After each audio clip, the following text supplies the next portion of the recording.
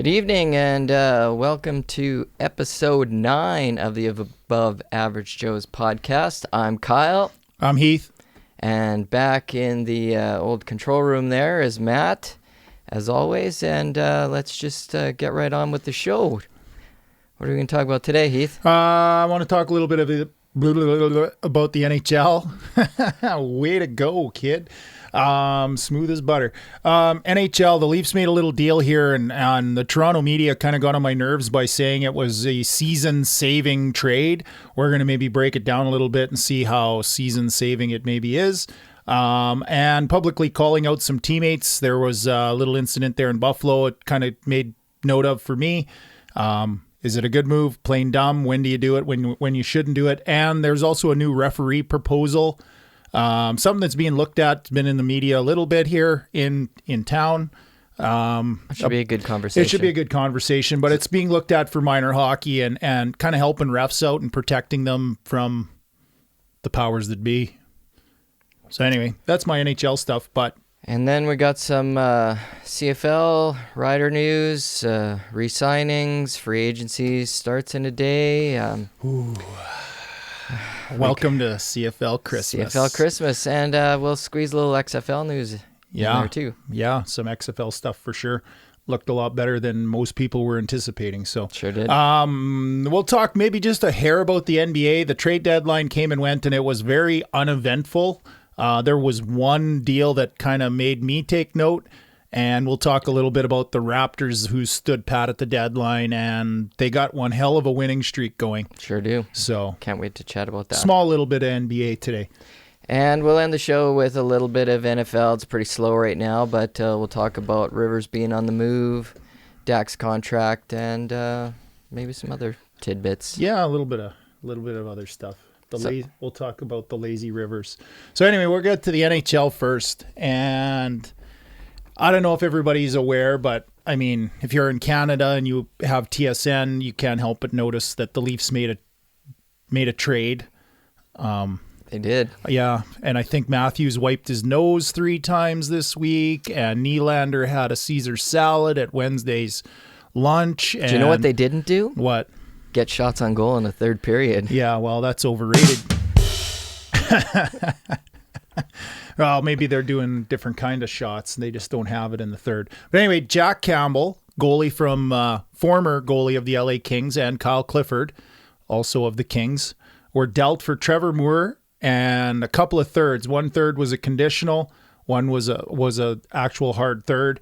And if Clifford re-signs with the Leafs, it becomes a second rounder. So, I don't know. Clifford shouldn't be too big of a price tag. They need that toughness on that team. There's a good chance he probably wants to stay there, seeing as he has connections to Dubas, to old Doobie Doo there, the GM. The kid. So, yeah, it's probably a second and a third is what I'm going to anticipate it becoming. And the media in Toronto, and I know there's other hockey teams in Canada. In fact, the NHL, I know, shocker.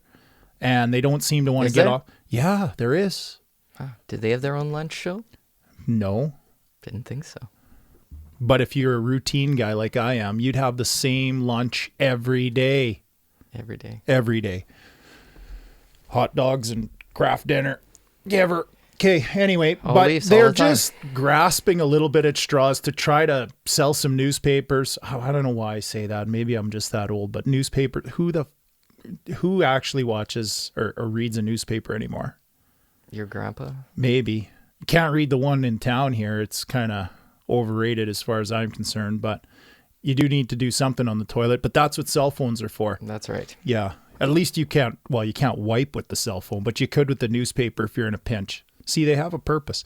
Anyway, they're just raving about this trade, how it's season saving. Yes, the Leafs need toughness. Yeah. But one guy doesn't take you from a not tough team into a tough team. And effectively, Kyle Clifford, Trevor Moore, they're pretty close to the same caliber of players points-wise. Clifford's a banger. He's a physical guy. So, yeah, you got a little more. But the whole, we needed a goalie. Okay. So you went out and got a guy who's basically the same age as your backup, as Hutchinson, right? You got a 28, 29-year-old goalie, either one, right? Make your pick. But Jack Campbell's numbers are not that good. And I know he played on the Kings, who aren't that good. But you look at his analytics, the analytics say from close in shots, he's got a horrible save percentage. Well, they obviously thought that Hutch wasn't good enough. You don't have any kind of, well, they've got some injuries on their blue line, right? They're not that tough on their blue line. And you've just picked up a goalie who's going to save your season, who can't stop the in-tight stuff. He's one of the worst in the NHL, statistically, in that department. How's it season saving? You got a third-line checker and a goalie who is no different than the one you just sent to the AHL. So what's going to happen in that market if they stand pat and don't do anything? Well, yeah, but that's the problem. But that's the problem with the Toronto market. Is you have to do something just for the sake of even doing if it's something. Stupid or half-assed or basically you're still stuck in neutral. Well, they made a deal. Well, no, be patient. That's what they got to do. They got to get a couple guys back off IR on the back end, and they got to actually commit to playing the back end. Everybody wants to blame their D. How good are your D when you got no forwards coming back to help? How good are they when you can't get it over the blue line off the half wall when you move the puck up? That's right. Right? It's a 5-man thing, defense. It really is. Well, 6 goalie, right? So until the forwards commit to the playing the back end, I don't see it changing. I really don't see it changing. Unless you go out and you get yourself another goalie of the same caliber as Anderson. Well, that's just going to cost too much. Yeah, that ain't happening. So you put a little Band-Aid on a big cut and you're raving about it. I don't know, man. But they have to rave about something. Well, I guess. You gotta stay in the news, right? It makes for a talking point, but... We got a couple people who have joined us here. Our guest from last week, Mr. Lackness, has joined us. That's awesome. And you speak Leafs and his ears perk up. He's a closet Leaf fan. Anyway, the other thing I kind of wanted to touch on was Elvis with the Columbus Blue Jackets. Stoico? No, not Elvis Stoico. This guy does more than a triple, double, Lutz... And a quad, whatever, quad, yeah. Something. Yeah, blow out a hammy. That's all I can think of when I watch figure skating. Anyway, he's got 5 shutouts in 8 games, and he's a rookie. And, well, I mean, he's 25 years old, but he's an NHL rookie. How long does he keep doing this? And if he does he enter into the Vezina conversation? Does he enter into the Calder conversation? I don't see why not. It's pretty unreal what he's doing. After a couple shutouts. Yeah, why can't he? Right? But I mean, after a couple shutouts, you're kind of like, ooh. His confidence he's pretty good, right? Sky high, right? Yeah. So, I don't know. I thought... Goaltending's all about confidence. Yeah, if you got that swagger, you may as well let it rip. Unless you're going to throw your stick like Rittich. Then it just pisses people off, right? You can take it too far. Or showboat like Patty Waugh back in the day when he made that big glove save and then he dropped it and they put it in. Yeah, that was a playoff game. You can hot dog a little too much. Speaking of craft dinner and hot dogs. Supper of Champions. Anyway, also Darnell Nurse got extended for 5.5 a year for 2 years, a little bridge deal. He'll be a UFA when he's done that. I actually really like that deal. It's a decent deal. I was really worried they weren't going to be able to afford him, or he's going to be looking for term they couldn't actually afford to give him. So I don't know. It's good for him, good for the team. Bridge deals are always, get you to being a UFA. Yep. So we'll see what the price tag is, but he's young. I don't know that he's going to get phenomenally better in the next 2 years. I don't think his cap number would be a whole lot different on a longer term deal. I think it's just the fact that they want to explore free agency, right? Right. Get wined and dined. So, also the Coyotes. Love shooting those things. Get the collar out, let her rip. Especially the mangy ones. The mangy ones, yeah. Well, a couple Sasky boys. What else are you going to do on a Saturday afternoon? It's Gophers or Coyotes. Anyway, we spoke about the recruiting violations last week and couldn't figure out why the hell are they working out guys prior to the draft combine. And thinking about it just a little more, maybe there's some 20-year-olds who weren't drafted that they maybe wanted to work out. That's all I could come up with. Guys that just were, Is it worth $5 million? It's not their first draft year. But, well, that's the thing. It's $5 million when you do the math, right? Because they figure there's 20 violations. Yeah. Holy shit. I couldn't believe it. I'm like, it can't be that many. When we talked about it last week, I'm like, it'd be a few. 20. Well, we said 20, and I think we were just joking. Well, yeah, and then it ended up being 20, and you're like, holy shit. Like, I thought we were exaggerating. Here we're bang on, but, we're only slightly above average guys. We shouldn't be that bang on. I guess that's why. Maybe. We'll see. Anyway, $5 million is a lot to give up, and I don't know if they're just the first team that got caught. Guess we'll find out.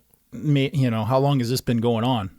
Who knows? Other teams, whatever. So, at the end of the day, whatever. We won't be talking about it in a week. Not really a cup contender. No. Not unless they put some hot dogs in that Stanley Cup. Phil Kessel will be right back in there. No. Lacker with the line last week. That was a good one. Anyway, Sam Reinhart of the Sabres, actually, last Tuesday, after a 6-1 loss to Colorado, he came out and he said that the players said, pertaining to the players, at least on his own team, the guy, quote, guys need to demand more of themselves and a lot of guys need to step the hell up. Fair enough. Mm-hmm. Calling out your team, especially when you're kind of having a bit of struggles like they have been, calling out your team in the media. I don't like when coaches do it. I don't like when players do it. Just keep it in the room. Mm-hmm. Have a players only meeting. Say it there. Sometimes. Yeah. But what if it's not working in the room? Sometimes you got to torts it. Yeah. Come out and put it on camera, I guess, right? But I don't know. I don't know how smart that is in a lot of instances. I don't know. We live in different times and I don't know what the rules are. Yeah. Well, I mean, me personally, I'd rather deal with it man to man, keep it in the room, done, right? Like, once you get the media in there and they start dealing with the inner workings of your team and the chemistry and the dynamic, it doesn't go well. No. That just tears up the fabric, true. Right? But if you're at that point, it's probably a desperation move anyways. Or does Sam Reinhart want to be traded? I don't know. I mean, sometimes these guys, it's that too. So that being said, though, the GM and the owner, right, they also came out and they said they're not happy with how the season's gone so far. Fair enough. Who would be there, right? I don't know anybody in Buffalo that should be happy about what's going on. So on the next step of the whole thing, Thursday night, they lost to Detroit. Yeah, like Detroit. Wow. Yeah. And they lost in overtime, right? But the end of the game, when the game-winning goal was scored, Sam Reinhart had an opportunity to back check a guy who ended up scoring the goal, and he just coasted. A couple hard strides and just let him go. He looked like me at a game, but I play rec hockey, different ball of wax, right? Maybe not even, but still, he's coasting, and a reporter comes up to him after the game. After he just called everybody out in the media, he says to a reporter who asked him the question, right, why he didn't back check on that play. And I'm like, good on the reporter, right? Like, good for you, right? Asking the tough question. No, just lobbing him in there for this guy. Yeah. He wanted to talk tough, so you give him a tough question. It's all fair. And he said that the reporter was out of line. He didn't like the question, right? Everything else. Yeah, he wasn't answering that. He was being a Kachuk. So if you wanna talk big, maybe you got to play big. And when a guy calls you out, he called you out. Maybe just man up to it too. So I really didn't like that he was in the public, sphere, calling his team out. And then when he gets called out, it's, can't talk. Dom Capers, eh? Dommy Capers, senior defensive assistant. Yeah. Anyway, I didn't like it. I didn't like any of it. But I really like that reporter. Not often I side with the media, No. in totality, but I really like that he got called out on it. And then he completely weaseled his way out of answering the questions. Yeah, so that's what they do. yeah, sissy move as far as I'm concerned. Sam Reinhart, you're better than that. Anyway, let's move on. That's our NHL for this week. There's a few other things, but nothing of importance. yeah, it kind of was anticlimactic after the Battle of Alberta. It's like, meh. Yeah. The calm before the storm. We'll have some more NHL coming And at you later with You can only talk trade about deadline. Ovechkin so much. Well, Or how shitty the Leafs are playing. So. well, that too. But Yeah, my if Flyers. if you want talk of shitty Leafs, go to TSN. Don't come We here. should be talking more about my Flyers because they're on the bubble, and that's a conversation. But I may just get a little too animated for this. But anyway, Hockey Sask. a little bit more hockey stuff. So I don't know if everybody's familiar with this at all, but they were proposing, and it's been trialed in Montreal. They're proposing and looking at it, putting a green armband on referees, first-time referees or first-year referees, however you want to say it, to point out to coaches and spectators that a ref is a new ref. Okay? And not that that's a bad thing per se. No, but they're doing it so that they're trying to curb the yelling Right. and the abuse of the officials. And yes, a bit. Officials take abuse at a lot of levels in a lot of sports. Too much abuse. To some degree, yeah. I'll play a little devil's advocate on it though too. But I mean, is it a good move, a good idea, or does it kind of fit a little more squarely, that peg, under the category of we're just covering our ass? That's exactly what it is. To me, it's trying to solve a problem without even tackling the problem at all. Like I don't understand what that's going to do. So the kid doesn't get yelled at for 1 year. So are you just supposed to feel guiltier when you yell at a kid with a green armband? Well, I don't assume, know. Is it that a shaming thing? What happens if you do? What happens if you do yell at a kid with a green armband? armband? You go to the penalty box. And you feel shame. You feel shame, and then you get 2 free. minutes by yourself. And then you get free. Trade me right fucking now. I don't know. I But mean, seriously, though. Yes, it's nice to point them out. That's fine. But why 1 year? Why 1 year? That's my thing. Well- what does 1 year do? Right. And what is 6 hours of training to get the kid his certification to become a ref? 6 hours. Mm-hmm. Here you go. Here's a whistle. Here's a bucket. Here's some wheels. Get out there and monitor the situation, right? And call penalties where you think they need to be called. In a game where you might be 12 years old and you're reffing 10-year-olds.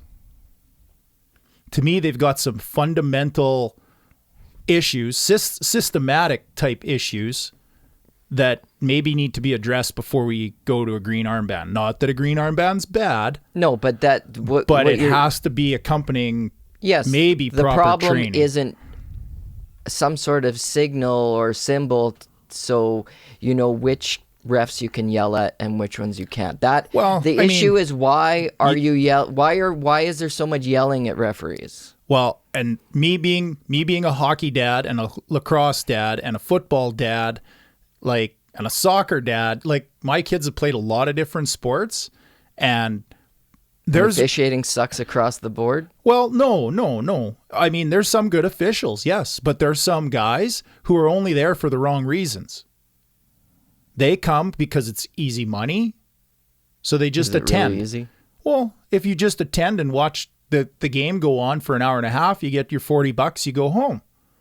Right? They're not invested. You can tell when no fucks are being given. So that's part of the problem. Some guys go there and they think that everybody in the rink came to watch them. So the arm goes up over all kinds of stuff. I've literally seen referees in minor hockey who made it about them. And they make shit up. Not that a lot do, but every once in a while you get a guy. Everybody in Regina probably knows who the Hobbit is. When the Hobbit rolls out of that side door, comes onto the ice, you're like, oh shit, what's he going to come up with today? He makes stuff up. So there are some referees, I'm not saying you should be yelling at them, but at the same time, it's like, man, you sure make it easy, man. Well, yeah. You're not here for the right reasons. And when people sniff that out, coaches parents, whoever, even players. So what are we missing? We're missing evaluation of Right. existing officials, testing, obviously, grading. And they'll argue, a lot of boards will argue they don't have the resources or the people to go around and do that. But then they sit there and complain that the officiating isn't good enough. Well, maybe you need to accommodate them with more training. Right. And my thought is... But it always comes down to money. Well, it doesn't, right? Part of it is you just got to put a couple rules in place, such as you shouldn't be reffing a game unless you're 4 years older than the kids on the ice.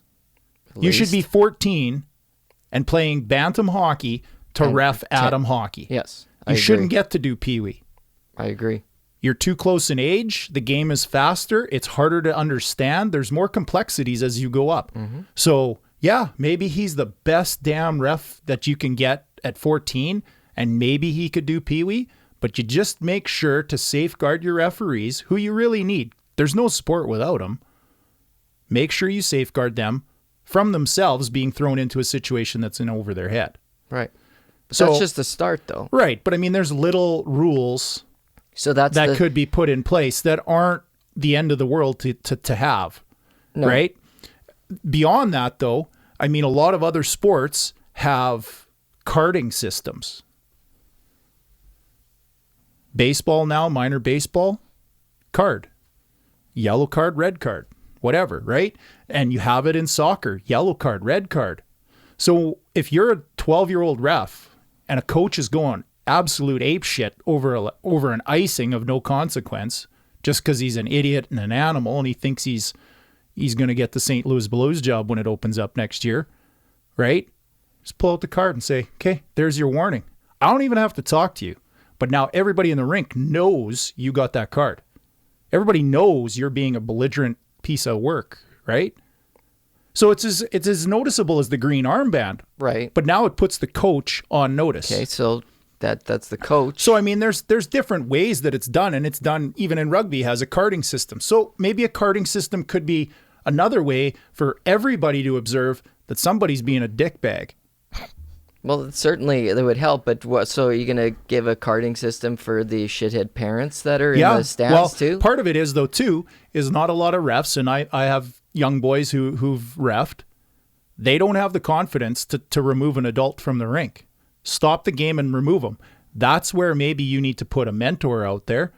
You shouldn't have two green armbands out there together, but I'll guarantee when they roll that out, if they roll it out, there'll be two green armband kids on the ice at the same time. Even if you're 17 now, which year one's old, going to throw the parent out? even if you're 17 years old, man, trying to throw a parent You just out of a stop the game. Well, and I've seen it happen where the peer pressure, right? The peer pressure. You get 40 other parents looking at that one parent saying, "Get the F out of here, man. We want to watch our kid play."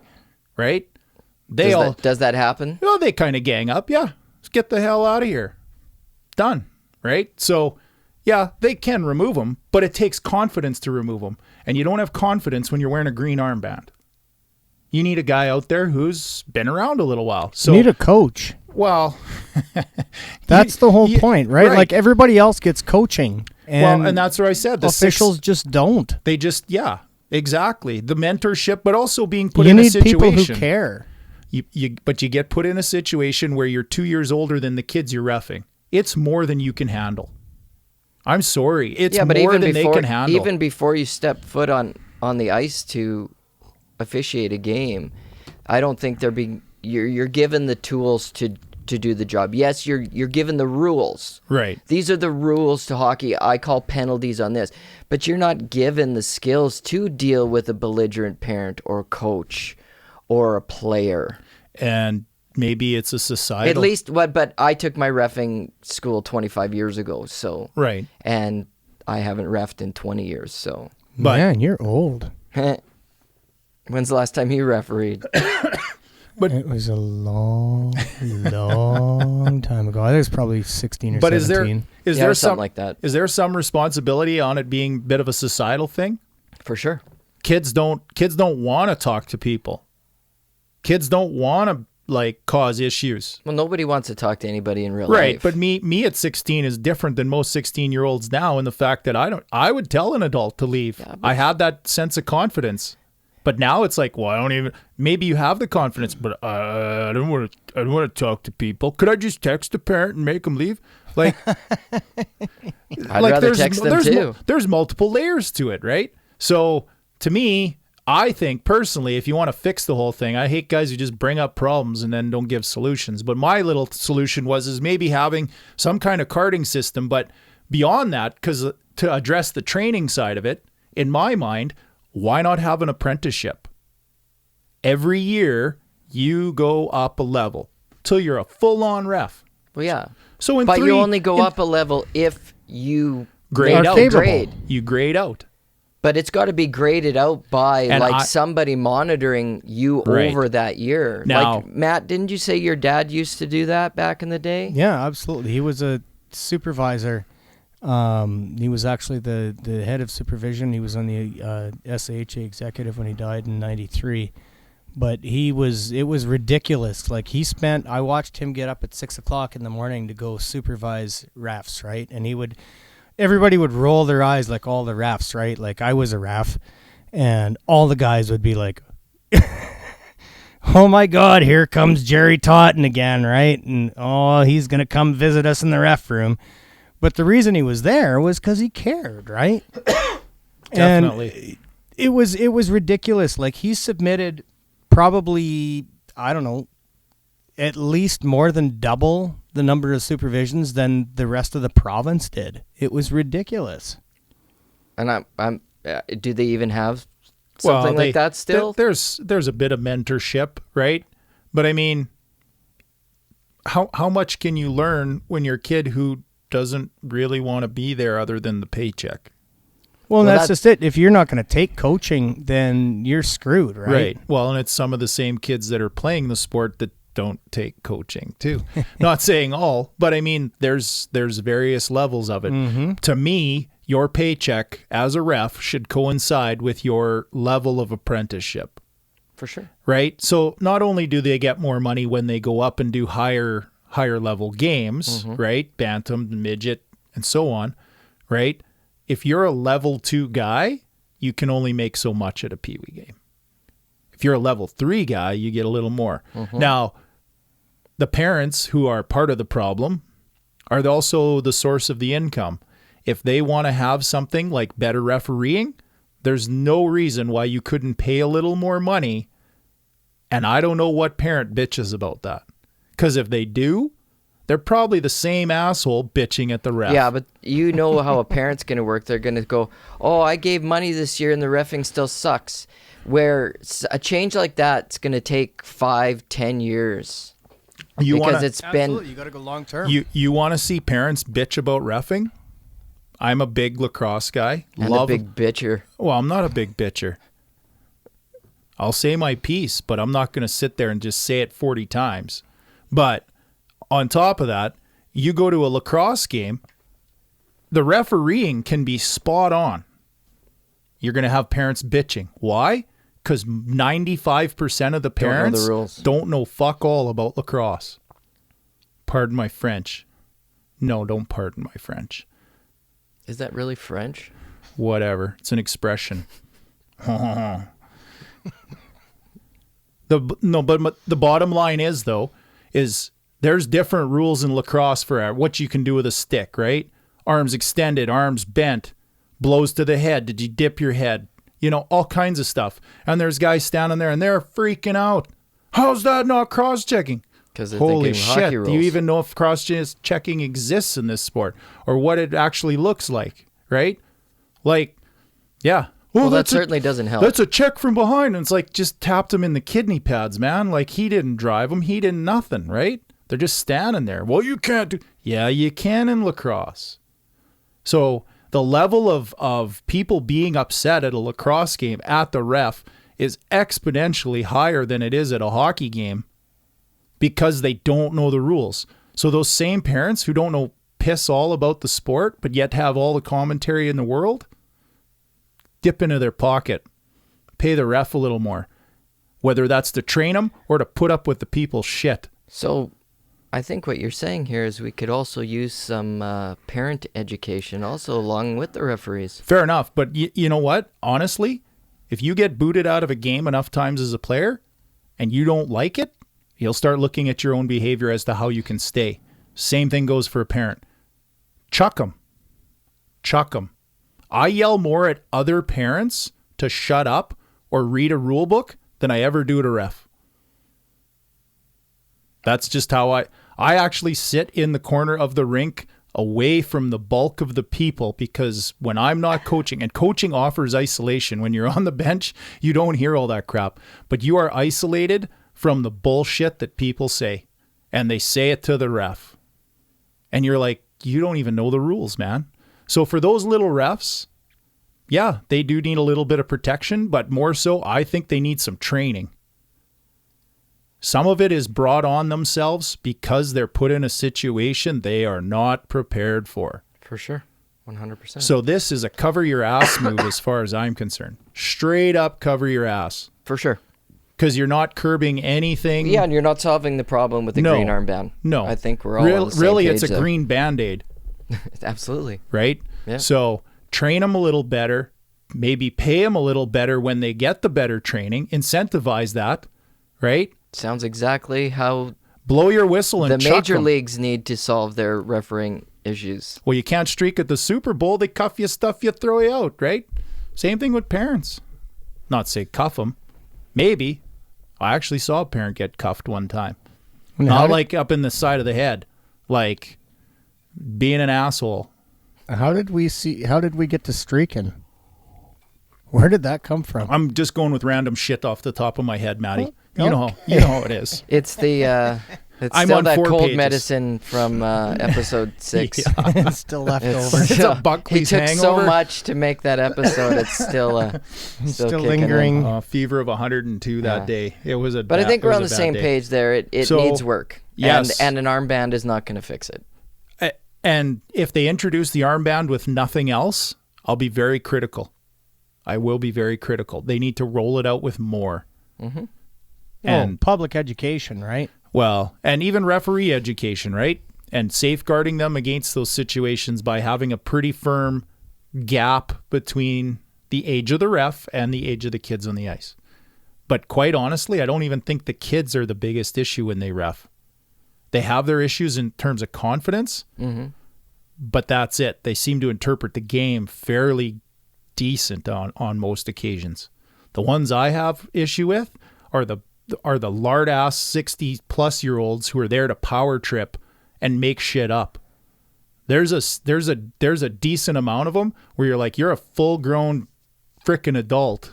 Yeah, but And you don't have a sniff. That's where an apprenticeship program catches those guys. They have to show they have the knowledge and the control of the game in order to keep doing it. You'd get rid of them. So, anyway, multiple levels of it, but yeah, I'll be critical of it if it comes out and it's just an armband. Well, it'll be interesting to see what they go with. Yeah, well, typical boards full of non-players or non-coaches. Making Like the rules. literally, not to pick on a board, but I know a couple of boards that at least 50% of the board has never coached or played the sport that they're trying to form. They're there for their own kid and their own kid's reasons. So there again, it's all just smoke and mirrors, put Band-Aids on stuff, right? Cover it up. I just want to manipulate things the best I can for my own kid. Yeah, well, but everybody can run for those boards. They can, but there's not too many that don't have a kid and they're on a board. Well, yeah, that's why people go on boards is for their own self-interest. I'm not saying all of them have that issue, No. but there's some very noticeable people For sure. that have that issue. And you're kind of like, oh my God. They just want to cover their ass so they can keep doing whatever crap they're doing. But Yeah. how do you get on a board without any prerequisite of playing the sport or coaching the sport? Have to get somebody to nominate you and even somebody to vote managing you a in. team within the like nothing, and they're going to come in and make policy. It's about the same as politicians, right? No prerequisites, popularity contest, get the votes, walk in, present your dumb ideas. Mm-hmm. Yeah,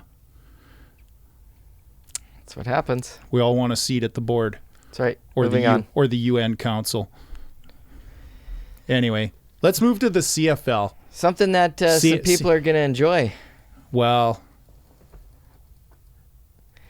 I think with the CFL, because it's a Monday and everything explodes tomorrow, we're going to be somewhat speculatory, but Right. at the same time. But you know what? Let's do something different that we don't normally do. We actually have somebody who's asked us something. Okay, what's on the question? Facebook. So Jimmy Owen has, he says, "Hey fellers, O'Day says to expect little from the Riders. Players at free agency tomorrow. Thoughts? We need defensive tackle and O-line." Well, I would agree, Jim.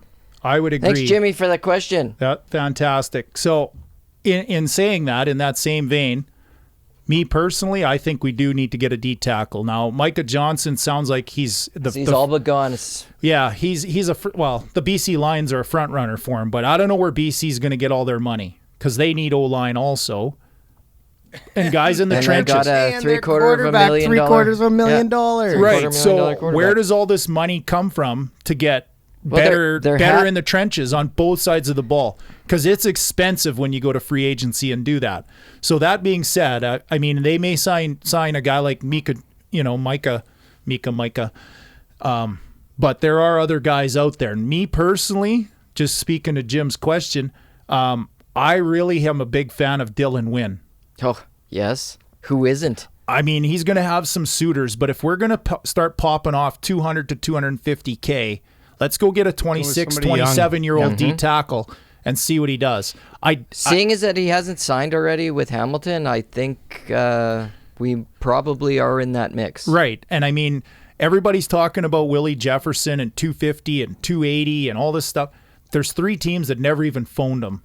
And we're one of them, and for good reason. We don't need ends. Nope. But we need tackles. We do need tackles, and when you throw on the tape, Micah, I know how to say it, but I'm like Don Cherry saying doesn't Patrick matter. Waugh. You make Roy. you give Patty everybody Roy. their own name anyways. I'll throw a knife at it here, butcher it a bit. But having said that, though, us when you turn on the tape, we got a lot. We didn't get the big sheer numbers out of him in the middle, but it sure frees up the edges. Mm-hmm. We do need to sign some kind of interior presence, and if somebody that can take a double team, right? So I mean, if the money's about the same, like Dylan Wynn could be about a 220 to 250 guy.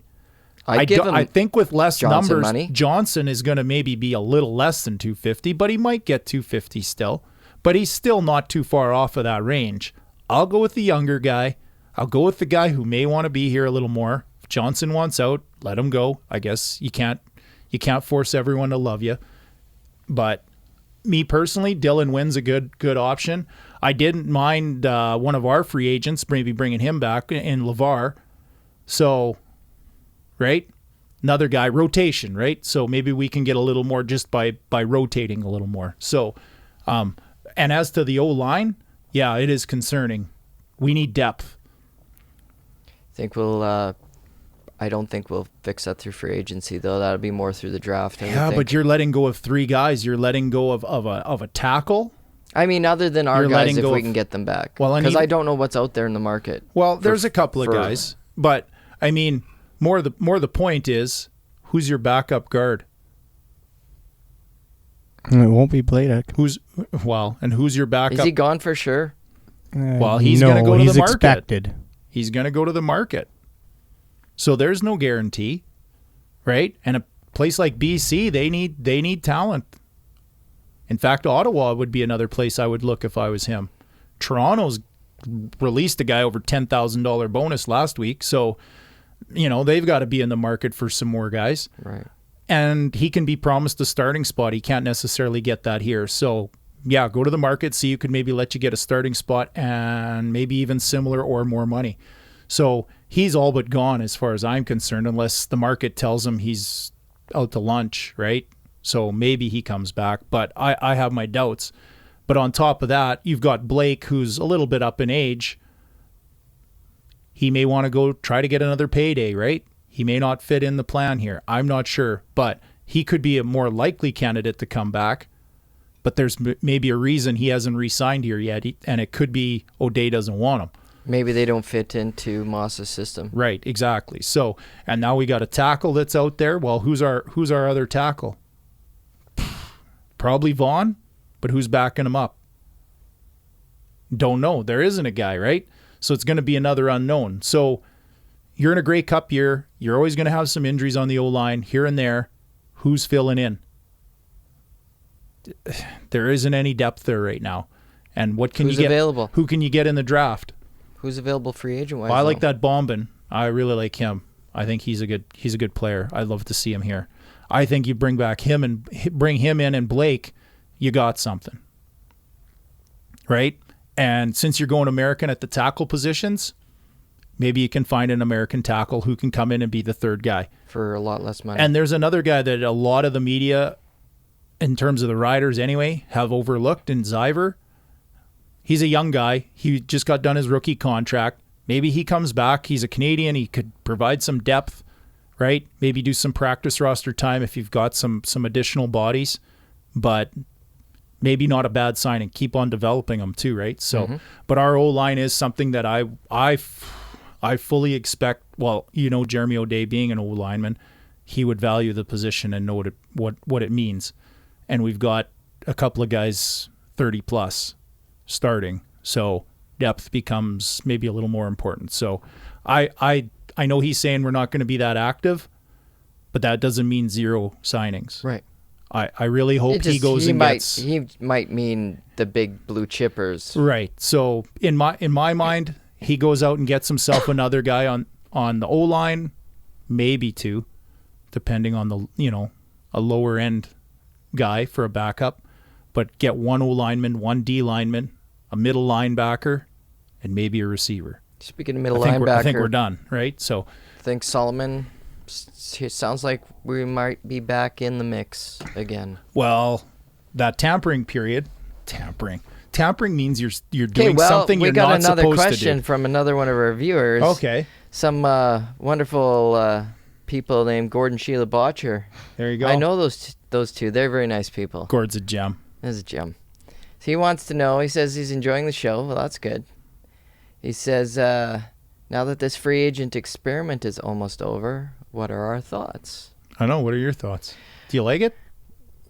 Do you like that? Sure. You do? Well, okay. It's kind of what was going on anyways before, except now we it's know. Just allowed. Now we know. So I like it. They're still keeping the word tampering in it. It's like you're touching the fruit that's forbidden, right? Like, I think it's worked a lot better for getting your own free agents back. Yeah, because they can go kick tires and find out what you're. Right. Do I really have to wait, or is the market just not there? And you as a GM get an opportunity to match what's coming their way, and be prepared. You know what's happening before free agency starts, right? Yep. No, valid point. I personally like it. Like you said, it's happening anyway, or it was always rumored to be happening. It's just in the open now. Yeah. So I don't know. I think it in the CFL in particular, you have a problem with continuity sometimes, right? Like having that recognizable player. There's a lot of player movement, whether it's to the south into the NFL or whatever amongst teams. It makes it better in terms of having your own guys stay in your own club. Well, at least gives you a chance. And then Gord doesn't have to keep buying a damn jersey every year with a new name. Hey? I think if you just stick with Lancaster, you're good. Has he got a Elon Green one? Who doesn't? Who doesn't? No. No? I know he does have some players that have been long gone, though. Yeah. Shante Peoples? No, I've got that one. You got that one. I got a black one. Shante. Okay. A black Shante Yeah, Peoples. well, the black I jerseys stopped were getting nice. players that were on the active roster because they just disappear. Well, and yeah, I like the tampering. I think it's tampering, but I like this whole pre-free agency period. I think it's productive for players to get their true value in the market, not have to make a snap decision, consider their family reasons, everything. Yeah, the club, everything. Great for GMs. Great for GMs, and I think it's better for fans because it can bring guys back to the same club over and over again right? Which that's a whole show in itself. And how in today's market of sports, how do you keep that recognizability of And that's a of marketing players. thing too, right? So yeah. We'll have to do that sometime when it's a slow week. It's never a slow week. So is who it? have we signed this week? Well, Johnny Ryan. yeah, and I said last week, and a buddy of mine said, you sounded like you're a little critical of John Ryan. No, I'm not. I'm absolutely not. I love John Ryan. I just was trying to get the point across that he's a punter, and punters aren't priority free agents. Right. And maybe you could wait and see figure how out much money's left in the figure cookie out jar. how to pay him at the end. Right. Right. I really want him to be here. I really want him to every player And to your get their wish has come true. and every player to get their money, right? But at the same time, I want the storybook ending that it's a great story if we can get to the Grey Cup and win it. And how many guys have a CFL and an NFL ring? Yeah. It's not a long list. No. Never it's gonna mind. be a tall order though. Never mind with their hometown club, right? Yeah. So, no, I was not being critical of John the player, just critical of the process of paying a punter before maybe other guys. So the money must have been right. Everything worked out. Away you go, right? Yeah. Kick it to the moon, Johnny. Give her. So, yeah, just to clarify that. And since my friend who was hacking on me isn't here, he can't come back at Can't me. say nothing. No rebuttals unless he throws it on our Facebook chat there. Hey, yeah. Don't forget, we're live here, people. Yeah. If you're listening to us live on Facebook, If you're listening to us after the fact, too bad you missed it. then just put something in the comments and we'll read it and we'll talk about it next week. You can But yeah, email- this is an interactive show, people. You can email us with whatever you got too. You can show up at Heath's Non-Zuckerberg work style. in his cubicle, sit down, have a chat. He loves that too. You could send Kyle a letter, too. By mail. Snail mail. Right on. I like the mail. The sidewalk's Look at too that. slippery. They won't bring it back up. Good old Ron. Cowbell Ron says, I think John is the Cowbell key to the locker room. The key to the locker room? Definitely one Does of the he have keys. the key to the locker room? Is this because he's an elder statesman? Well, I think because he's got the NFL experience, too, right? Well, he's I a mean, long-time football player. Granted, That's he's right? So granted he's employed professionally as a kicker, but I mean the kid's an athlete. Yeah, for And sure. he's a pro. He's yeah, a pro, and at the end of the day, absolutely. a pro And a is a pro. champion. So and a champ. Yeah. No, we love John. Okay, well, it's like Moving on from John. hard as it is. Next, Next, Shaq. Shaq. Now that was a guy we said had to come back, Had to. and we And got I'm him. okay. And I'm okay with the 1 year. 1 year was probably expected due to the fact that He's going to want another shot. yeah, and that's fine. Take your shot. Go Stay get your money here for this year, though. The rumor is 175. That seems cheap to me. I kind of thought the same. Not cheap per No, not se, cheap, but value. Value is Value. there. Yeah, think it's value, It for probably sure. fits in the structure. well, yeah, you guys were talking Ellingson money, right? I would have given 250. Yeah. Well, and for context, right, or perspective, or whatever fancy 3-syllable word we're going to use today, Darrell Walker last year got 250, And And he apparently we're in the mix for him, too. and that's great. Nice. But I don't know that he's a 250 guy. No. I But- mean, if Shaq's a 175 guy, But maybe we do you don't. pay Darrell Walker any more Just than that? because or- Ellingson got 250 last year doesn't mean that that's what the wide Yeah, receiver market well. is this year. No, true. And I think there's a lot of decent, serviceable receivers out there, right? Like that Rhymes kid that's a free agent. I like him. Now, is he going to break the bank on you? No. Nope. Is he a Quick good question, player? though, too. Yep. With that the new rule, do elder statesmen as American receivers become worth more because of their fake Canadian status? The pseudo-Canadian Yeah, thing? exactly. Well, potentially. But, I mean, can you really, truly pay them as a true Canadian? No, but I wonder if they're going to be It worth does- more than your standard run-of-the-mill, But same talent level. But would that also not mean if you're a 4-year guy, say, and you've produced at a high level, you're probably going to get a paycheck that's at a high level? Yeah, for sure. Yeah, So yeah. you're just kind of wondering what Is it maybe gonna the affect incentive anything, is, right? or the additional little, Yeah, right. little Is it kicker. going to have an effect? It might, but I mean, you can. as long as you can fit it under the cap, right? Mhm. You have an incentive in the fact that there's some jersey sales and that kind of stuff that goes with it too, right? So, I'm kind of in favor of that as long as it doesn't actually get rid of true Canadians. But yeah, we'll have to wait and see. I think it's probably going to be a little more money. It's got to be, right? Mm-hmm.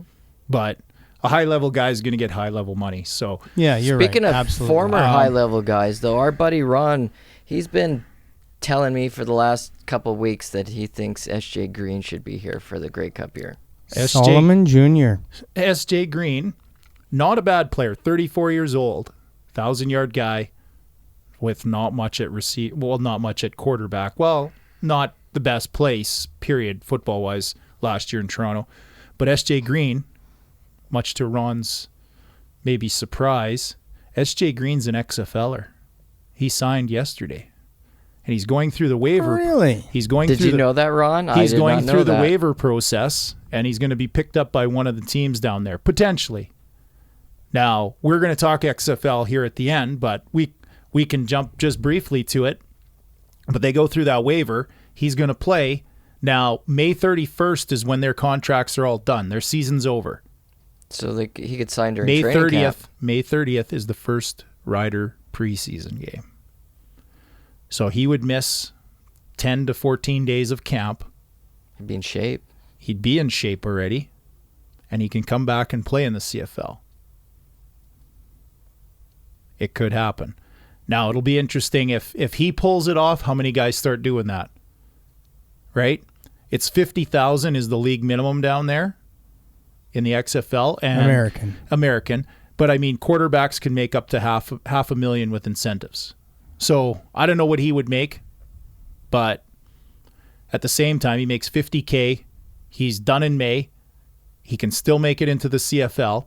And if he plays well down there, he's in shape. He's ready to go. Throw 100, 120 his way maybe. He comes back. Grey Cup year. Grey Cup year. SJ Green wouldn't be a bad guy, but he's a big body pass catcher, much like Jordan's Williams Lambert. So I don't know. We got I a wouldn't bunch of mind big him. bodies. I wouldn't mind him, but it's got to fit, right? Price tag to actual need. Nice. So, speaking of Darrell Walker, though, again, I think that would be pretty good. But where does Darrell Walker really fit? If we've got Shaq, Moore, Lambert, right? Mm-hmm. The young kids. Well, that too, right? But where does Darrell Walker fit? Like, you've got 4 veterans now that probably should be on the field. Do you sign a 5th? Who sits?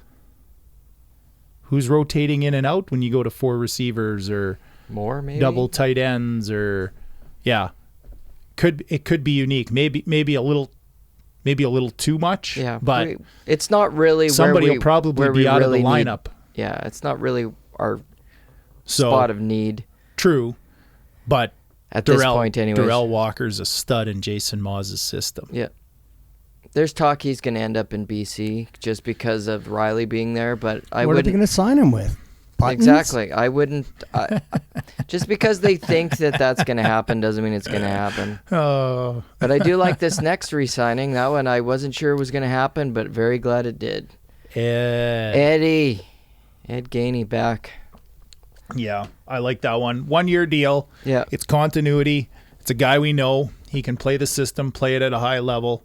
Him and Purifoy, I think, are probably the best tandem at the position in the league, if not top 2. Yeah, complete awesome signing. But the 1-year deal again, right? Yeah. So it'll be a wait and see maybe next year, but we're not worried about next year till next year. Speaking of Purifoy, who is he going to return kicks now? Yeah, possibly. I mean, they've always got that in their back pocket. But on top of that, you just find some crazy bastard in the States, right? I honestly, kick returner is got to be the most semi-psychotic thing you can do. I love Thiggy, but paying a 40-year-old to return kicks. He's not. No. But you know what I mean. You got those guys who are just like, they're always game to go for it. Like they Christian have Jones was for a couple have years. that like edge. Tristan Jackson. Tristan Jackson is my all-time favorite. I He's know there's a probably lot still of, available. There's a lot of guys in town who are like, oh, Corey Holmes. Yeah, he caught the ball. He made a few. Tristan Jackson was he would bust you, man. It's like, oh yeah, there's a wall of 5 guys, shouldered down, bust it. Let's go. And he was a burner too. He could burn, right? But I mean, he's just that edgy player. Oh, I loved him. Yeah, I great. loved him. So Otha Foster. Yeah. So That's a little bit of a surprise, but I'm not disappointed. true, and I don't know what he came for money-wise, but I mean, 31. But he's got some really nice numbers, tackles. He's a smart football player. Special teams, sacks, interceptions, forced fumbles. Like, he's almost in every column with a couple here and there. And I liked him. I think he's going to take Moncrief's spot, and it'll be fine. So really, going back to the one question we had here on here, the other spot I really think we need to address is middle linebacker. Now, you were talking Elamimian's coming back, or it's in the cards. It's not an impossible. Hope so. Who right? else is available? Larry Dean. I think, personally, if you're faced with 3 teams that need a middle linebacker and you're the only guy on the market, you're probably able to play hardball. But I'm not too sure how many teams are really looking for a middle linebacker, and there's 2 pretty good ones on the market. Well, we need one. We need one. But do you sign a 33-year-old Elamimian for $220 like he's looking? Is he? No. Is it that much he's looking for? Well, he wants kind of He close wants to a the raise. close to the numbers that he was getting in BC. Well, I think he exceeded expectations last year. For sure. Yeah. or were the expectations defensive player of the year, kind of honors like he was in BC? Right. No. Because he was paid pretty handsomely when he was doing that. Do you know what he made last year? I don't want to slag the guy. It was north of 200 is what I was told. Or sorry, it was 160.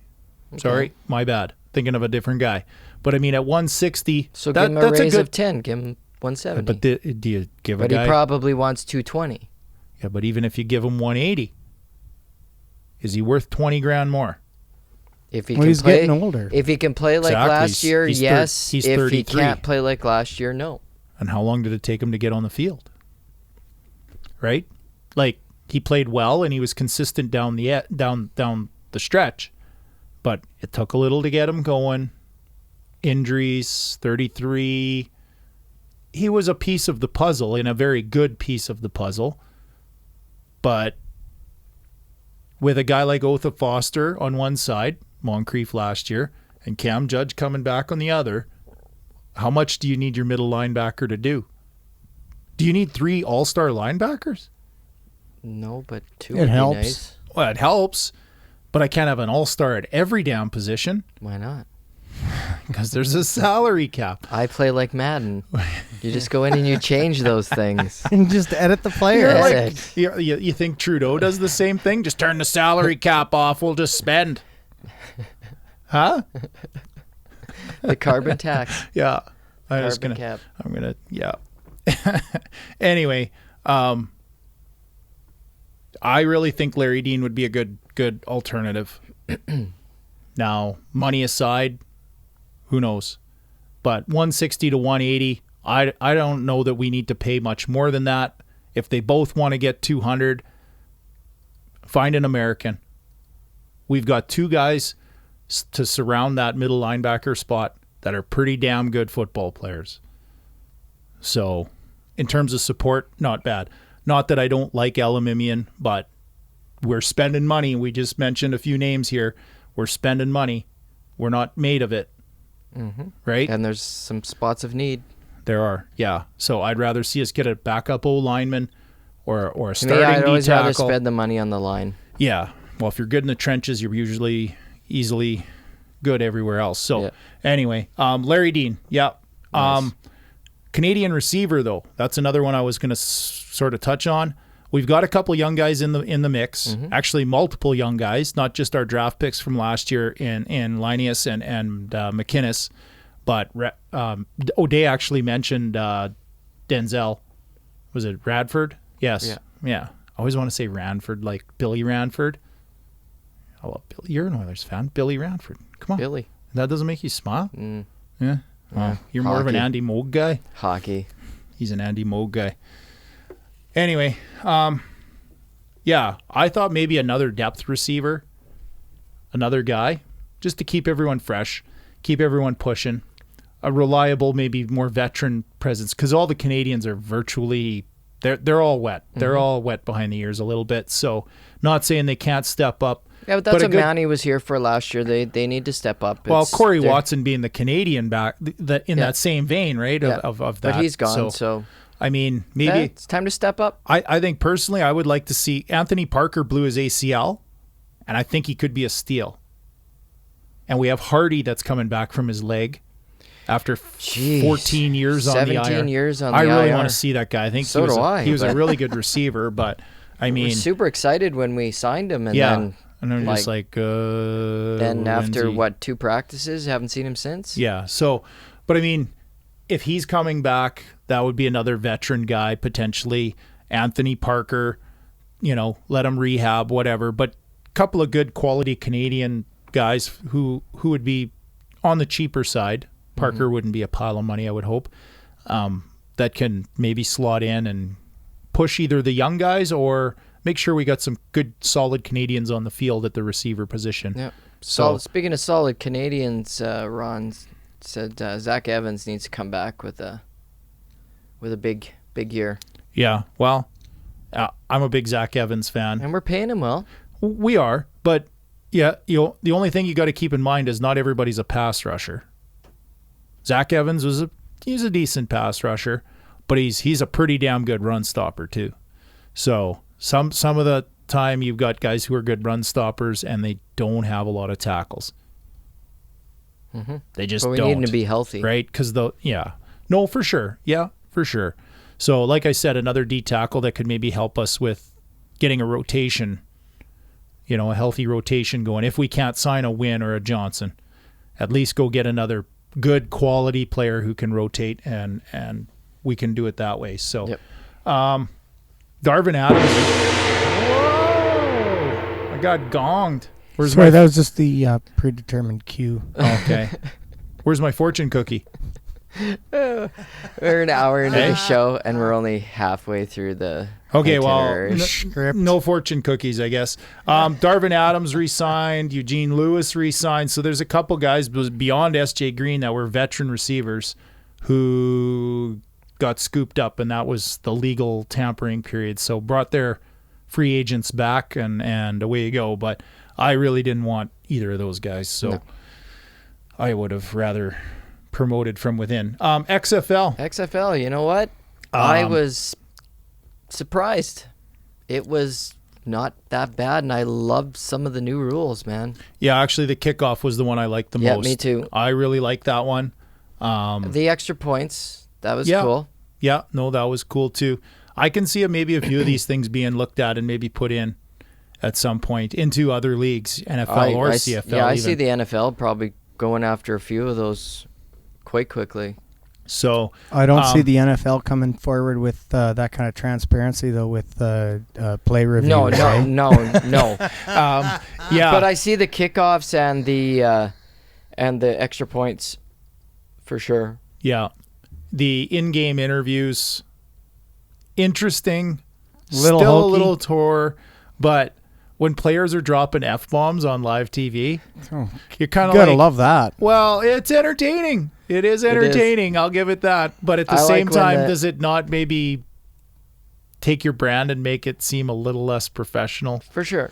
But I mean, depends, I guess, who's watching and But I like when how sensitive I they saw are. the one player come off the field and she goes to try and interview him, but he needed to be on for the next fucking Sorry, I gotta go. It's like, But all in all, I thought the football wasn't terrible. Of course, it's the first game. They've only First had game, one yeah. padded practice, so the offenses were hit and miss. But some And of the that- defensive players, I thought there was some really good talent out there. And there's some big hits, Big like hits. hits that might get flagged in other leagues for being pretty damn hard or aggressive or whatever. But I mean, they're gonna bring it in that department. I think is gonna maybe be a bit of their calling card is that It's a little rougher brand of football, right? So that being said, though, too, the Saturday games one of the Saturday games drew 3.3 million viewers. That number of viewers actually exceeded most of the Cleveland Brown games, is what I was told. But how much of that is a curiosity factor? Yeah, it will. For sure. But I mean, when you're getting 3.3 million viewers and you're starting to get into numbers that some of the NFL teams are doing. Yeah, but to me, it's but really, is what's Cleveland week an 2? NFL team? No. No. They think they are, and they really thought they were last year. What has Brown done for you? The XFL season, though. Kyle says that XFL doesn't need to be perfect. It needs to be above average. Well, there you go. Strive to be just above the bar. Beer gut and all. No, I thought it looked pretty good. It's pretty solid. And for most people, I mean, there were some comments and things that I heard people say that were critical in the news media. And one of them being that, it's not, that much offense, everything else. You have to keep in mind that when an NFL or a CFL team, let's take the Riders, right? 70% of that roster was here last year, working in the same system, working for some of the 60. Working for the same coaches. So you're not starting from scratch, teaching everything. Yeah. These guys started from scratch as a team in every aspect. Mm-hmm. So for them to come out and really have it all nailed down and only been together as a group for, not even a month. Nope.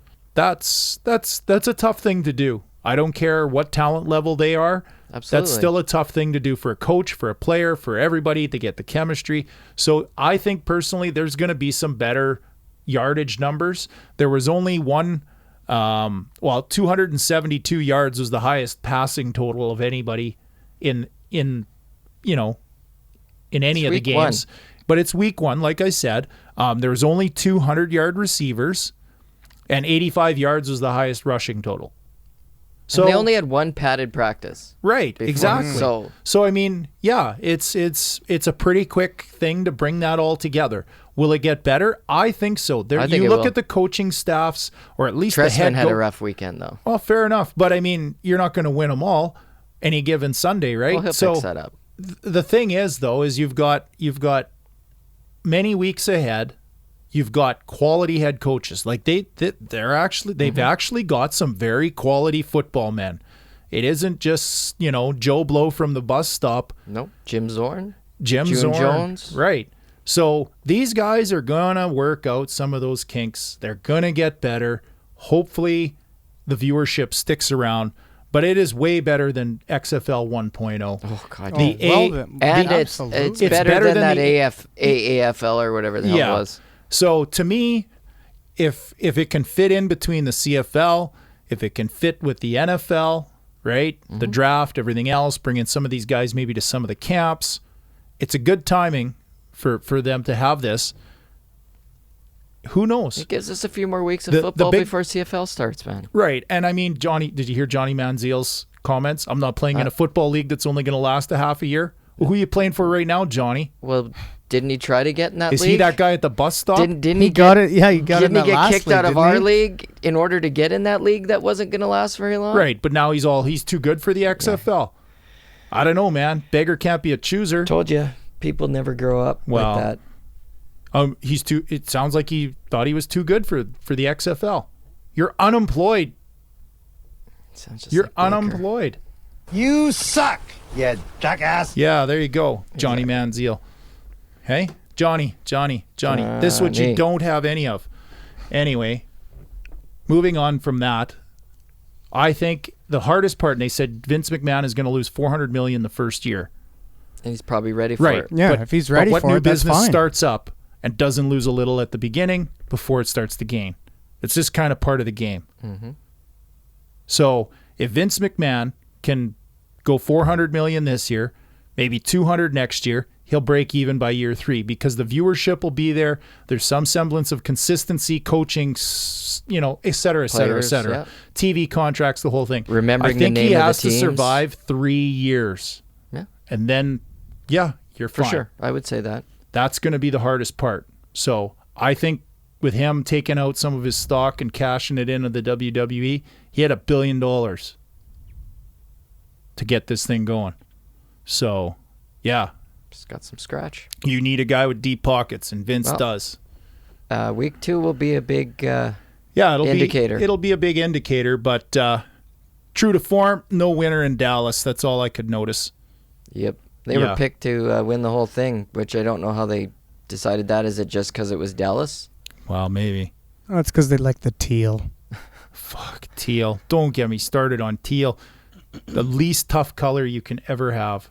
I think I'd have to agree. Yeah, nobody's scared of teal. So what are we on to next? Well, let's talk about... We're going to just comb over the NBA. Yeah, just quickly. Yeah. Give a little NBA update. Trade deadline came. I expected way more out of the trade deadline.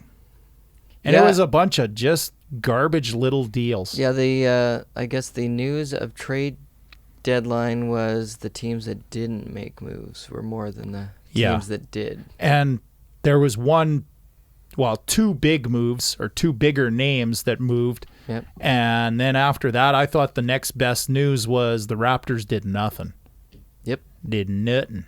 Except Zero. win. Except win. Except win. What a win streak. How many do you think they go? Some of those games have been awesome, man. That 11 points straight to come back to win by 1 in the 4th against Indiana. That was an awesome game. It's just, it's an exciting time to watch basketball. Yeah. So exciting. Would you punch a security guard? Probably. Masai. It's like, whatever.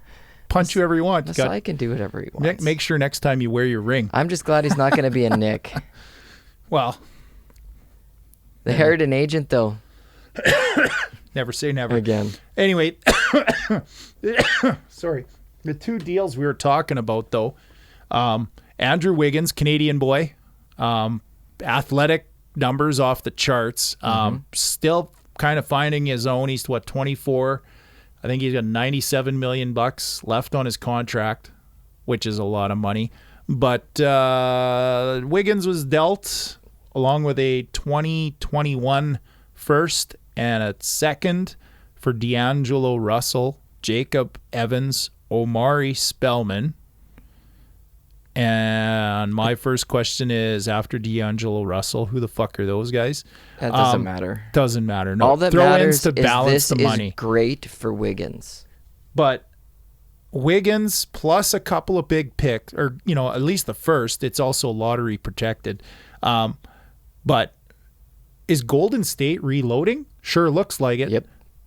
Wiggins Wouldn't is you? athletic. He's long, right? And they're going to pick high next year. Well, yeah. So they're going to pick high. They're going to have this other Extra first. pick.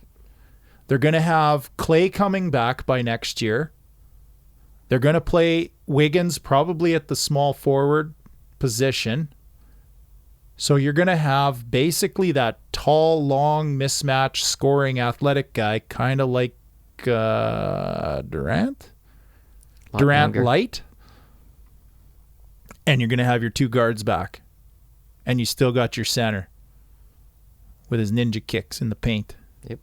So, yeah, looks like a reload. And if they maybe deal those first for a veteran that's pretty good, or they pick somebody pretty good. Yeah. It's just great for Wiggins. Golden State's going to have a 1-year turnaround, and that's going to be phenomenal. You can do that when you basically are sitting your two. Well, and the West dudes. is going to get pretty damn interesting, pretty damn fast next year. Mm-hmm. So I really liked it. I thought it was a pretty good move, and there's a fair number of Golden State bandwagon jumpers out there, so I guess they can be happy. You don't have to jump off right now. You can just hang on. A little turbulence till next year. How about the Iguodala trade? You just sit there and get paid. Yeah. Not play. Not play. They actually asked paid. him if he would be willing to stay at home. Yeah.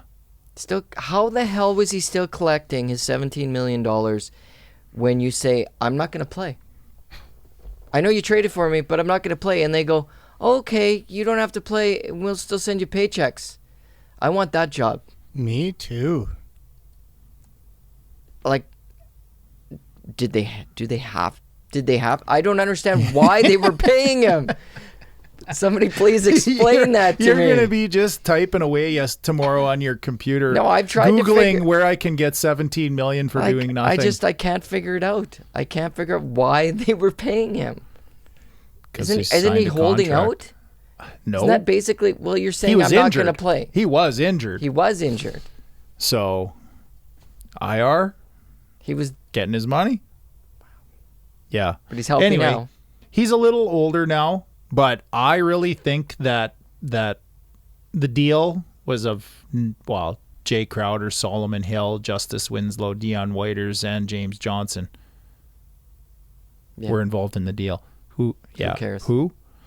Not big names at all. So Iggy coming in, he signed he has a 2-year deal. Yeah, they just wanted out of that contract. But he has an option for next year, and if they opt out, right, the Heat are going to be able to play more man-to-man defense with him in the lineup versus a lot of zone stuff, which makes them a better defensive team. They're a pretty good offensive team. They're well coached. The Heat are a sneaky team. Sneaky. I wouldn't take them lightly, and I wouldn't want to play them in a first-round matchup. Nope. Not if I'm a big name. So big name team, Lakers, Clippers, whoever, right? So yeah, all good. But if he opts out in that second year, it clears up enough space that the Heat can go and acquire a max player. Now think of that. Really good team. You got that max money. Who are you going to go get?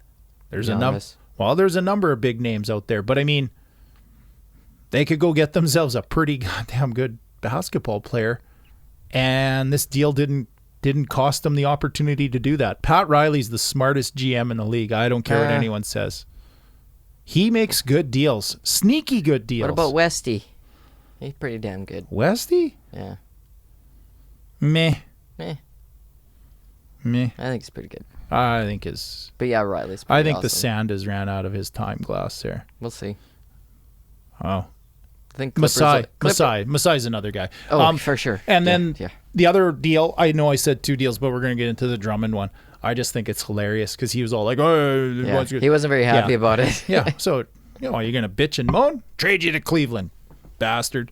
Dealt for basically nothing. Yep. That's the crazy part. So either there was no market for him, which could be possible with everybody going going the big man. Right. Everybody going small ball. Yeah. Or Detroit is just that shitty at asset management. It could be a column B. Yeah, a little of each, right? So, yeah, 2-time All-Star for basically a bag of chips minus the chips.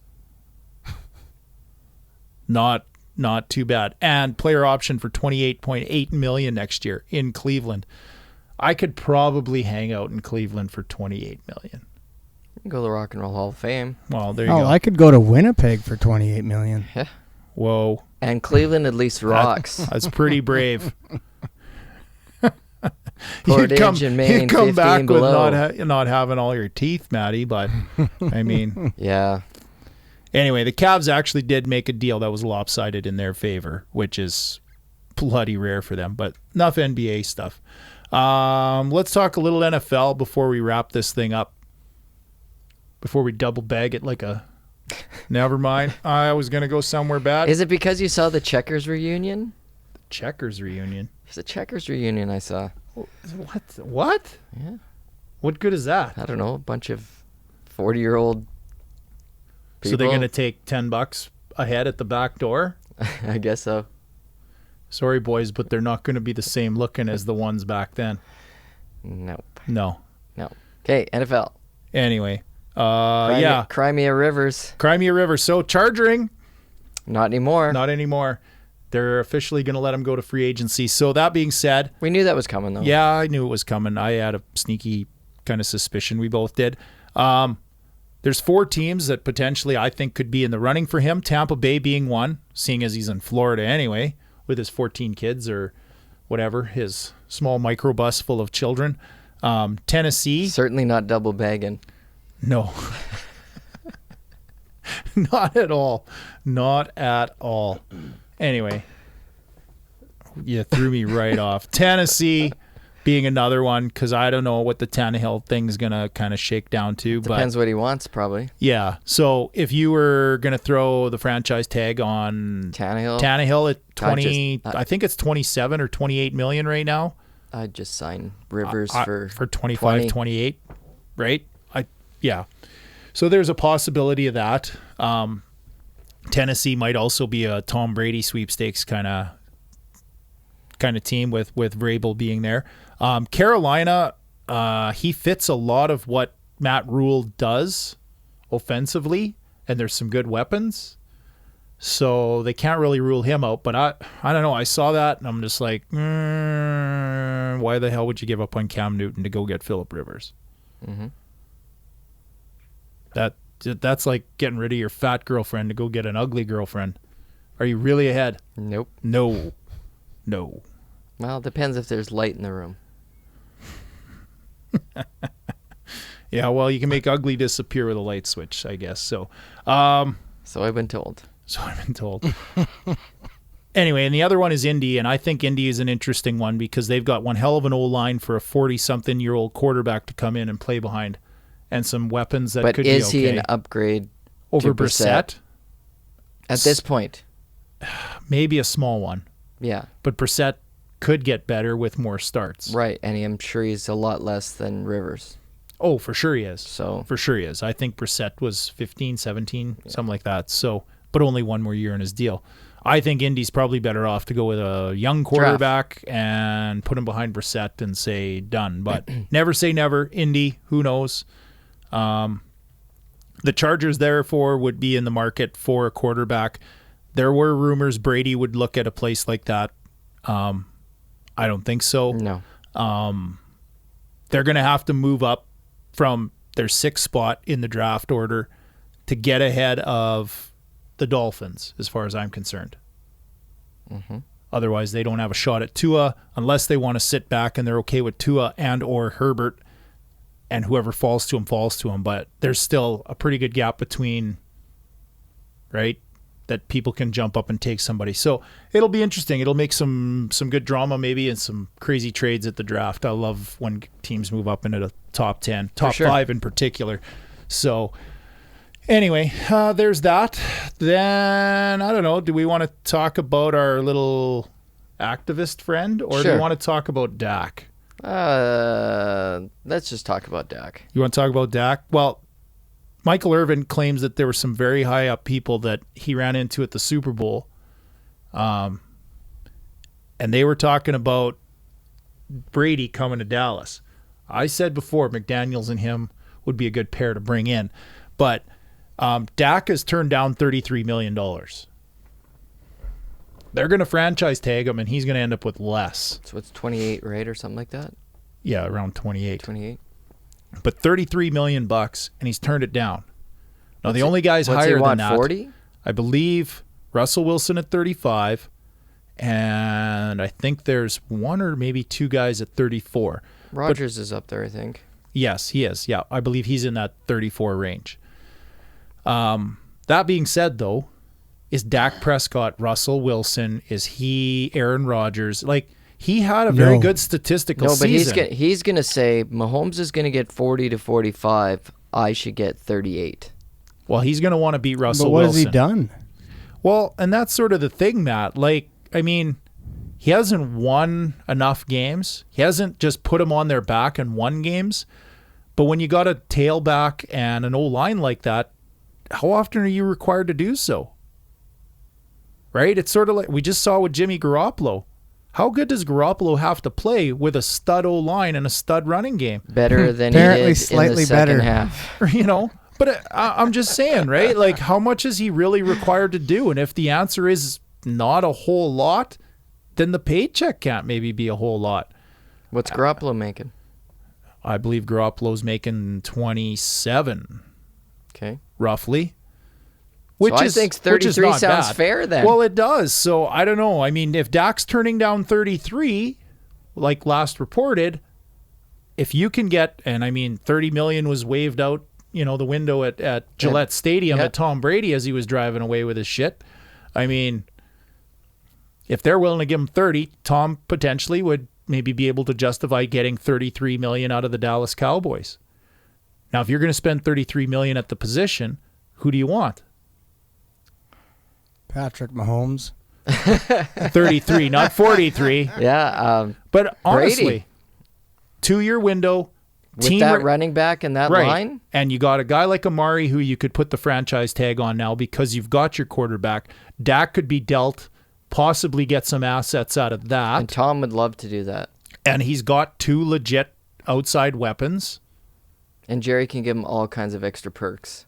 Well, better than the rub and tug coupons from Robert Kraft? I would hope so. Well, maybe. What's Jerry's that coupon? What's Jerry that goes to the coupon good worth, ones. Like $15? You're not far from Mexico. You can just bring it in. No, that being said, I mean, it's an interesting kind of conversation around the fact that if you're going to spend $33 to $35 million on a quarterback, you got a team that's got everything it probably needs to be a contender. Except a championship caliber quarterback. Well, and Tom doesn't have to be a championship caliber quarterback, but he can bring championship pedigree to that locker room, which is what that locker room needs. And they just hired a coach more so, I think, based on the fact that the guy has some jewelry. You got a championship caliber coach. Mm-hmm. You got a championship caliber roster. You got a championship caliber running back stadium. You got a championship caliber cheerleading squad. That's a whole nother conversation. Yeah, it is. Everything's bigger and better in Dallas, except for Dak's paycheck apparently is not big enough for him. Not big enough. But Tom Brady in a Dallas Cowboys uniform sells jerseys. The media would be nonstop. Jerry, from that aspect alone, Jerry would love it. Mm-hmm. Mm-hmm. He's a media hound, right? He's a media whore. He would love to be able to come out and say, I signed Tom Brady. Goddamn right. Yep. I think so. So I think if Dak keeps playing hardball, he's going to hardball his way to being a Cleveland Brown or whatever. I don't know. Pick one. A New England Patriot. Maybe. I don't know that Bill's going to pay him. No. They're going to franchise. He's not a Bill kind of quarterback. You know where he could end up? Chargering? Maybe. If you're the Chargers or the Dolphins, who are picking at number 5 or 6, would you give up the 5th overall pick if you're the Dolphins and take? If I was the Dolphins, yes. And take Dak Prescott. Yes. Yeah. And what about the Chargers at 6? 26-year-old quarterback. Sure. Yeah. That at least you know. Right. You get a proven commodity, right? Exactly. Somebody who's done something. He's not championship, but yeah. But what about a guy like, he's used to operating well behind a good old line. Indy's another one. There's a number of teams that could just throw their first rounder over and take Dak. And Jerry's got another first to go and get a corner, get a DN, get a Sean Lee's going to free agency, a middle linebacker, right? Like really make that push. Accelerate the whole thing because you're on a short timetable with a 42, 43-year-old quarterback if you get Brady. Mm-hmm. It would be great. It would be interesting. But Dak, don't play hardball too much, man. I love seeing guys get paid, but holy shit, man, you're going to end up not being a Dallas Cowboy. Yeah, you got to know your value. Yeah. And when you're in Miami, you're going to be crying in your soup, buddy. Hey, Sheldon. Sheldon joined. Yo, Shelly. He just made it for the end of the show, bud. Yeah, just like he makes it for the end of coffee every time he comes, hey? Well, Hey, we're ready to go just about at the bottom. He's a busy guy. Drink the sugar out of the bottom because they can't stir it. Come on, Tim Hortons. Get longer stir sticks. How about just drink it black and then you don't have to worry about it? Like a man. Really? Okay. Like a boss. Like a boss. Okay. Anyway, I'm going to finish. Bam. There it is. One thing I want to touch on, and we talked Super Bowl last week, right? And our boy the Locker, he was on here. And we were talking about the 3 ladies, right? J-Lo and Shakira and Demi Lovato, and it was some sort of crazy game. Yeah, it was entertaining, right? Yep, so, entertainment. That being said, because it was a little racy, at least by some standards, John Chick actually came out and was like, that was just like not cool. And you're just like, shut up. You're not hitting quarterbacks. I'm not interested anymore, then John. Avert your eyes. Yeah. You have a clicker. Run that bitch. Anyway, Christian activist. He's a fairly notable one, apparently, because, I don't keep up with the Christian activist circles. You don't? No. You don't get the newsletter? I got to keep my lunch down. Dave Dobenmeyer was his name? Sure. Yeah, sure. He is suing, get this, $867 trillion. I looked up another news report on another network. Are you serious? Because I'm like, they fucked up. There's no way it's $1 trillion. It's $1 billion. No, it's $1 trillion. $867 trillion That's from the NFL, Pepsi, and his local cable company over the halftime show. That's almost a gazillion. Yeah, he said they were bringing pornography into American households. And this is not... Does he not know that American television, like you get a cable package, you can actually get pornography channels right into your American household? Yeah, And but just to verify, this is not like an Austin Powers flick, right? Yeah, well, like, Wow. yeah. So he's upset that there was too many crotch shots. Okay, so in my defense of the show, the Super Bowl halftime show, well, you really did like it. Dave, just going to remind you, probably not listening to us. No, he's not listening to us, but I'll say it anyway. Dave, you started your very own existence, started as a crotch shot. Okay? Just so you know. I know you don't read that in the Bible all the time about how the babies are made, right? They just come from a magical place and they show up in tummies. But Dave, you are a crotch shot. Okay? So you're suing him? Daubenmeier declared that the halftime performance, okay, was a blatant example of anti-Christian discrimination because he should be able to watch the Super Bowl without having to see things that conflict with his values. Like the Super smashing Bowl. people's heads in. So what if I don't like adult diapers? But you do. But there was a commercial for adult diapers. You'd get triggered. I'd be triggered. Easy, Dobby. Fuck.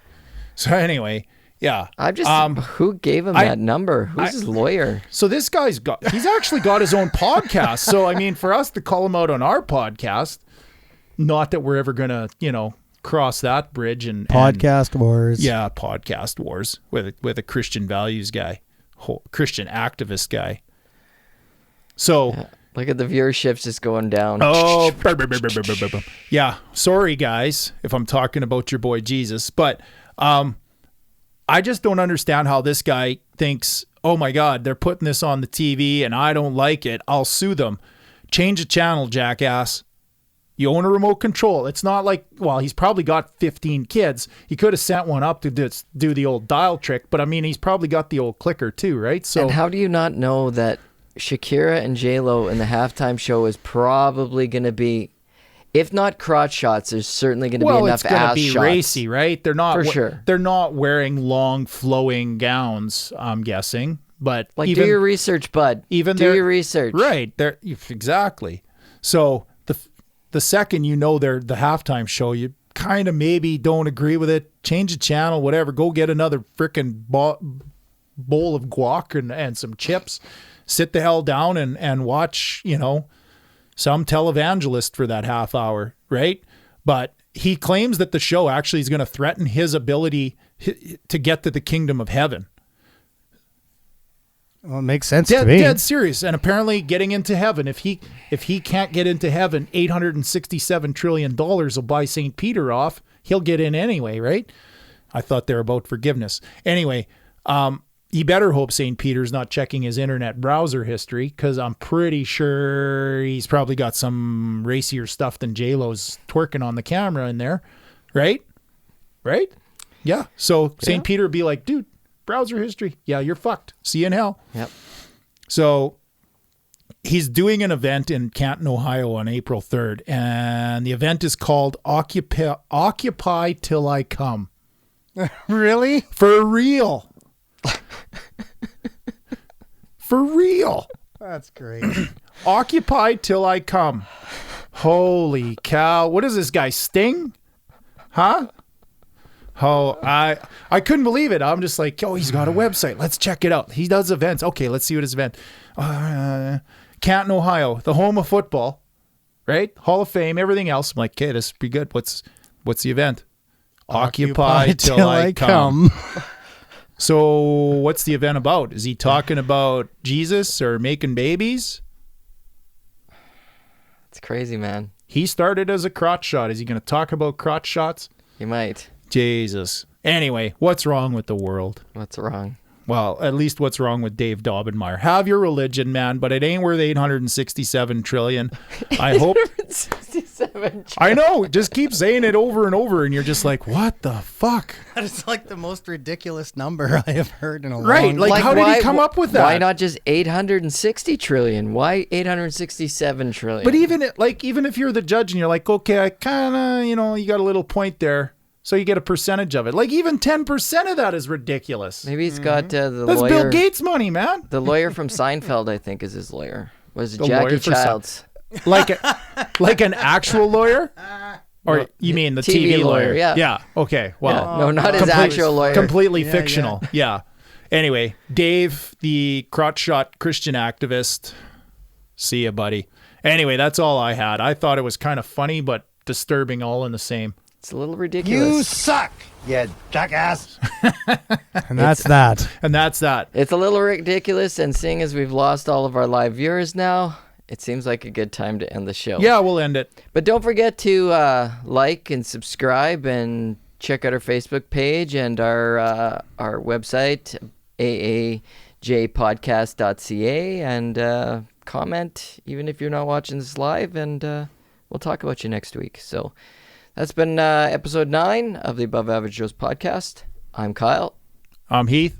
And Matt's back there in the control room, and we'll catch you next Monday.